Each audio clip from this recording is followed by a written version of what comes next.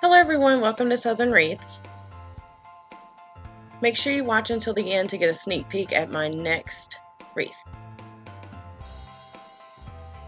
This is the wreath I'm going to make today. These are the supplies I'm going to use to make this wreath. I'm kind of on a grapevine wreath kick. They sell really good, so I'm going to keep making them till they quit buying them. I'm just going to quickly go through and show you all the products I'm using because Dollar Tree sells their flowers differently than other places, so I like to give you the names of them. These are mums. There's two different ones. They're supposed to be the same, I think, but they look different. So I got two of each. They're that really pretty burgundy color, and I really like this orangey brown. And I got two pumpkin picks. This willow. I love these flowers, the globe flowers. And lastly, the cattail. And I just get my Grapevine Wreaths at Hobby Lobby, either when they're half off or I use my coupon. I'm going to start by making the bow. I decided to make this bow by hand, and I'm going to use 3 different colors of ribbon. Start with the ribbon I want furthest back, and I'm doing 10-inch tails.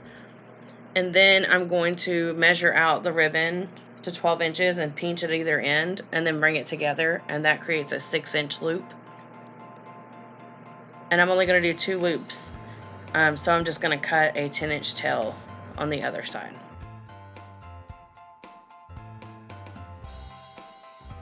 And then you can just wrap the ribbon for your bow with a pipe cleaner. And then I'm just going to do 2 loops of this really pretty plaid. And I really love this ribbon. It says thankful. And I went in slightly with each one. I did 6-inch loops with the burgundy, 5.5-inch loops with the plaid, and then the thankful I did 5-inch loops. And all of them have 10-inch tails.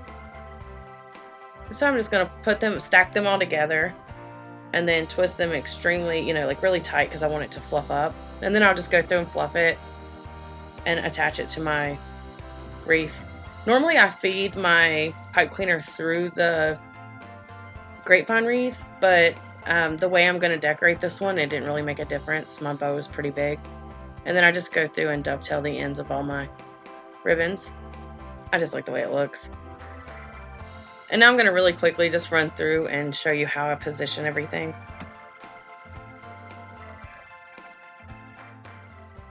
Normally I go through and add each color completely before I add the next. I wanted to try something different this time and just build out from the center. Either way is fine. I do prefer to do each color so I can make sure I have them evenly distributed.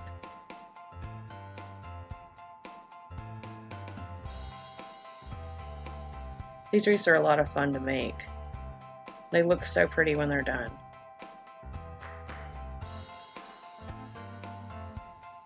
And I love fall colors, so this was a lot of fun. Sorry if I'm going too fast. If y'all need me to do a slower video, just let me know, and I can. These are pretty simple though. You just take things apart and hot glue them in where you like them. And I really don't have any rhyme or reason to how I do it. I just pick which one I want to put in next and see where that color's needed. I knew I wanted to add the Scarecrows, so I was leaving a spot at the bottom open for that. And like I've said before, make sure you're putting flowers on the sides of your bow. That way when you have it hanging on your door or hanging anywhere, it looks good from all sides. My camera died right before I was adding the Scarecrows, so I did not have that recorded. But all I do is break off the sticks that they came on, and then just hot glued them into the grapevine wreath. That's how I made my Scarecrow wreath. If you have any questions, please leave them in the comments below, or you can email me at craftingwithlee@yahoo.com. If you learned anything or liked my video, please like, share, and subscribe. Thank you.